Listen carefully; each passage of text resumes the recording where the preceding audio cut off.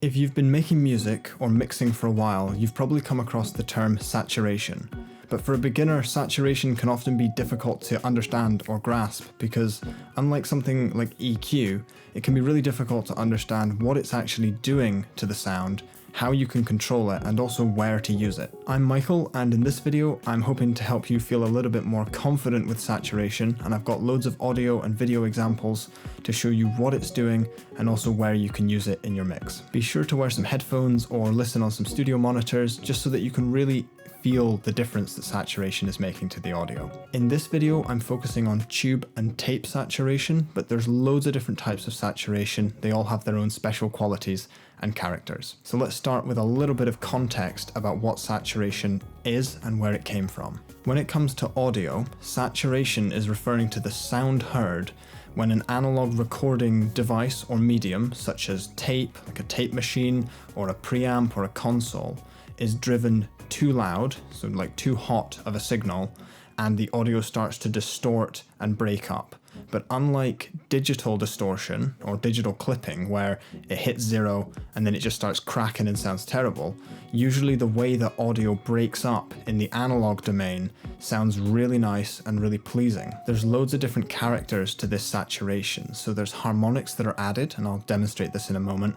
There's distortion, there's fluttering, there's sort of compression, all sorts of stuff changes with the sound depending on whether it's tape saturation, tube saturation, or another form of saturation. All of these distortions and characteristics are all due to the imperfection of that recording medium, but it just so happens to be that those imperfections actually sound really good to the human ear depending on what source it's used on. The reason this happens is due to the medium that it's being recorded on. So for instance, with tape, that's a magnetic medium, and the reason that breaks up and distorts differently to digital distortion, I'm not going to go into in this video, but I'm just going to demonstrate the sound of it. So let's start with an example. So in this case, I have a free saturation plugin on the left of the screen.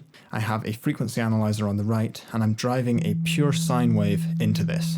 As you can see, there is just one single tone, but as I increase the saturation amount, these upper harmonics are added to the sound. The more I turn it, the louder these harmonics become until the distortion occurs. This is often why saturation sounds so pleasing. It can fill out a sound and really make it feel rich and full. Saturation is also used in sound design, where you can make things really heavily distort.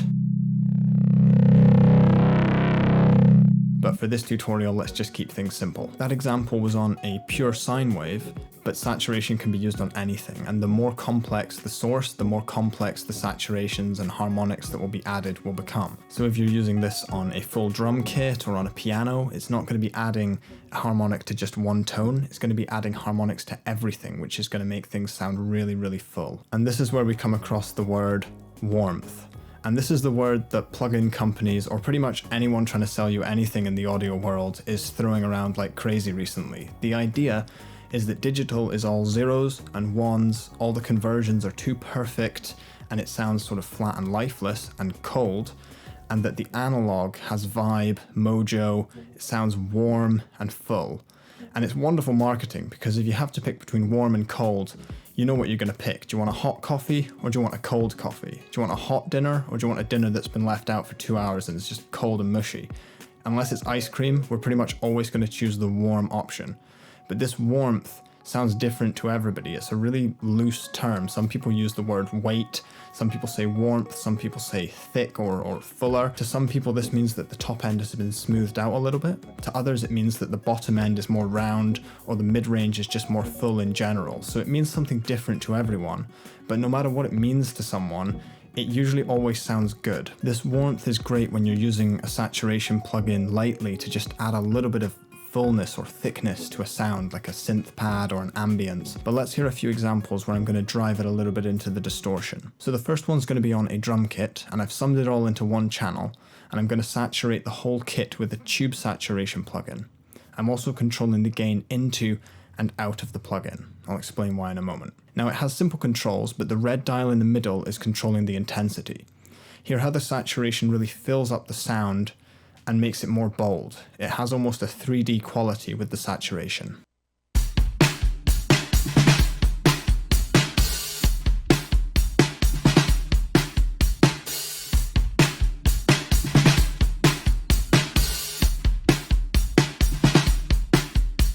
The only problem is that you need to gain stage properly, so if the signal going into the plugin is too low, you can turn that intensity dial all day and really nothing's going to happen. It's never going to reach the right sort of sweet spot for the saturation to occur.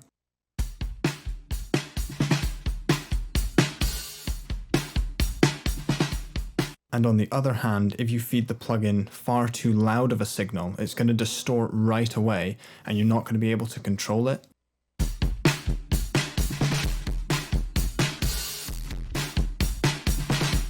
And this is what confused me when I was first starting out and I didn't understand gain staging.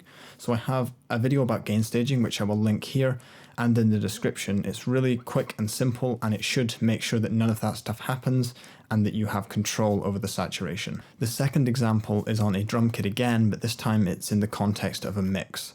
I'm going to be using a combination of tube and tape saturation, and you can hear how the saturation really makes it cut through and play with the other instruments a bit more. The snare and the hi-hat are more exciting, and the low end starts becoming a little bit bigger. This is only using those two types of saturation, and it's not using any other EQ or compression.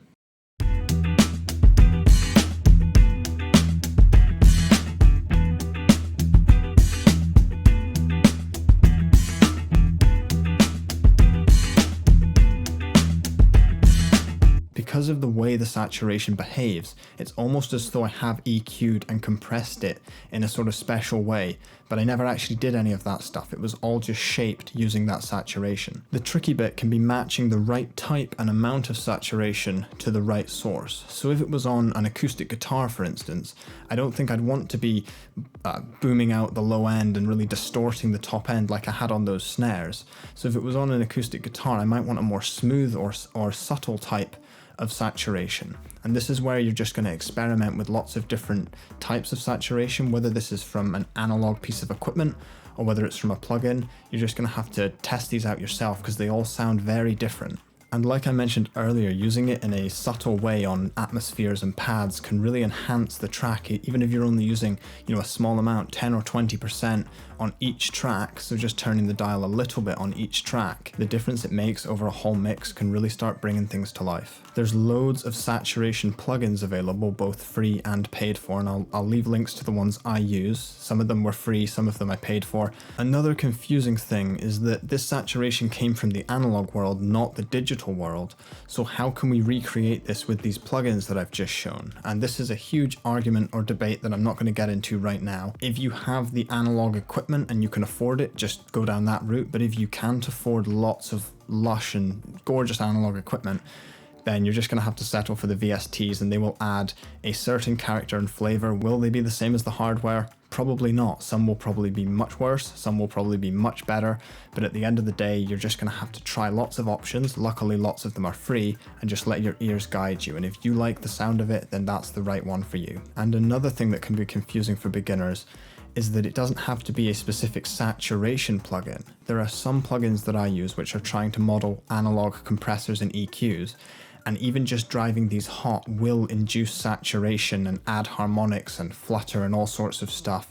Even though they are not specifically a saturation plugin, they do warm up the sound, so to speak. I want you to feel confident about using saturation in your mixes or in your sound design. There really is nothing to be afraid of when you're using plugins, because you can always just turn them off or recall all your settings. I will leave some links in the description to some free plugins that I use. There's also one or two that I've paid for, and I'll leave a link to those just in case anyone was curious. But really just dive in, start with all the free plugins. Don't be afraid to just try them out and see what it adds to your mix. Some of them are going to give you crazy sort of glassy, overdriven tones. Some of them are going to give you really smooth and subtle tones, and you're going to find out in time what works best for you. As always, when mixing, it's good to listen to these things in context, so make sure that you're playing along with everything in your song so that you can hear how the saturation interacts with all the other instruments and vocals and stuff that's going on in your track. Thank you very much for watching. I do hope this helped you in some way. I hope you have a great day, and I hope to see you in the next video too. Bye for now.